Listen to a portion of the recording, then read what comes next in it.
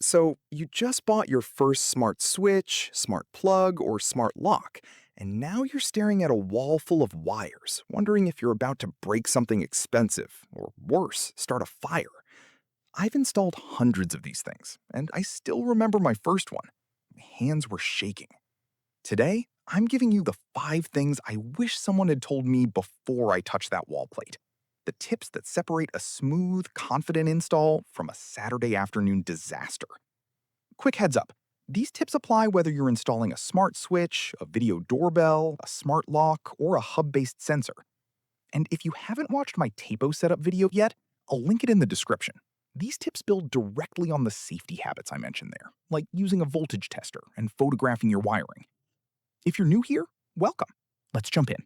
Tip number 1, and this trips up almost everyone. Don't check your Wi Fi signal near your router. Check it at the actual install location. Here's why that matters. Your phone might show full bars standing in your living room next to the router, but that smart switch is going behind a metal wall plate, inside a junction box, maybe on the far side of the house. Walls, metal boxes, mirrors, even plumbing can tank a signal. Before you even open the box, walk to where the device will actually live and check your signal strength there.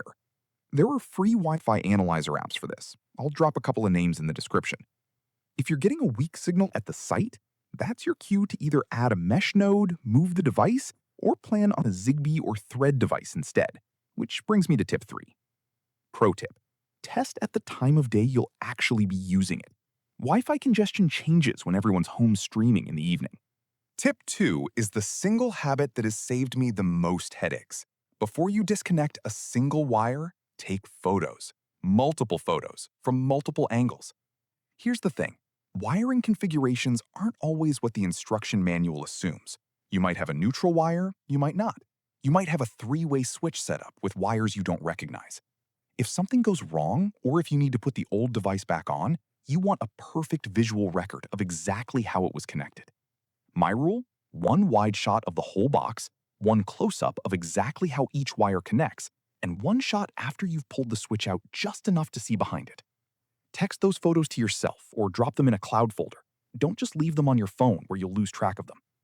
This isn't just an in case of emergency habit. Half the time, I actually reference these photos mid-install just to double check I'm putting things back correctly. Tip 3 is about avoiding a wasted trip back to the store or a return shipping label.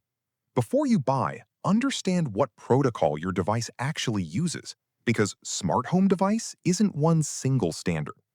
Wi-Fi devices connect directly to your router, no extra hub needed, but they can add congestion to your network if you have a lot of them, and they tend to use more power. Zigbee devices need a separate hub or bridge to talk to your phone. Think of brands like Philips Hue or SmartThings. They're generally more power efficient and great for battery sensors, but that hub is a non-negotiable extra purchase if you don't already have one.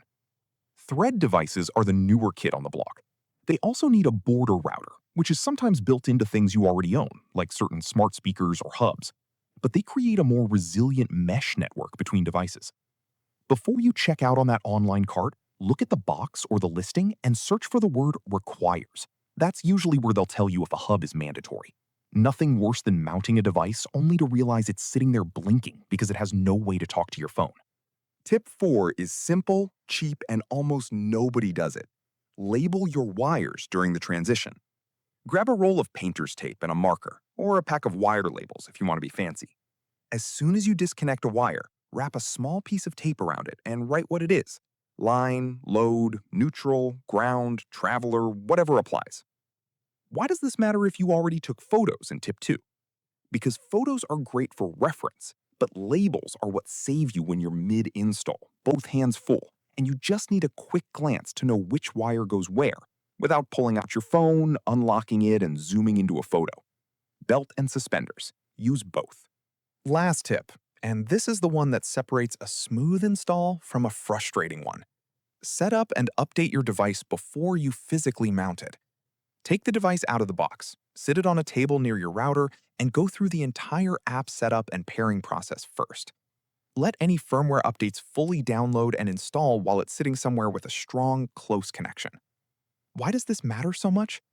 Firmware updates can take several minutes, And some devices behave unpredictably mid-update, flashing lights, resetting, temporarily dropping offline.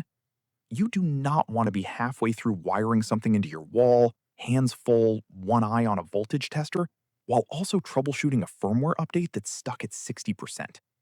Get the device fully set up, fully updated, and confirmed working on your network first.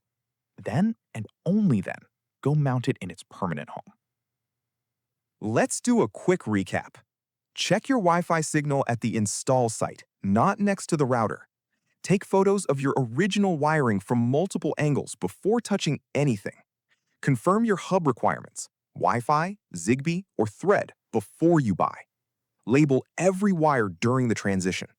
Update your firmware before you mount the device, not after. None of these tips require special tools or expert-level skill. They just require 5 extra minutes of patience before you dive in. And that patience is what turns a stressful install into a confident one. If this helped, drop a comment with the device you're installing next. I read every one, and it might be exactly what I cover in a future video.